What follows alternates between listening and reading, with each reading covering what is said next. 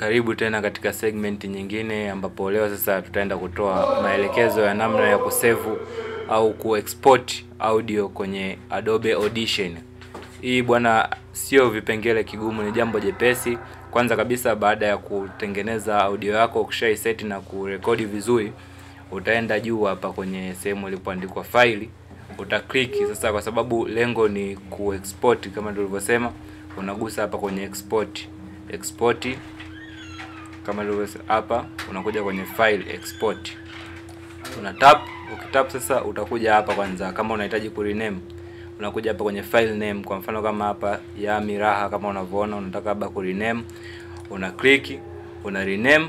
Then baada ya ku rename, kwa sababu mimi sihitaji ku rename, kwa ni hivi kwa sababu ni hivyo. Alafu baada ya hapo utaichagulia sasa sehemu yako ambapo unataka hii ikakae. Sasa unataka uisave katika sehemu gani? Kama kwenye unakuja kwenye browse, unachagua sasa audio yako unataka uisave kwenye desktop, au labda kuna file unataka uiadi, kwa utaiadi.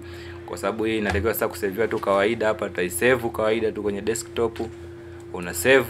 Then baada ya hapo ukipress okay, unakuwa tayari umesha export audio yako na unaweza sasa ukaitumia kwa matumizi yako mengine.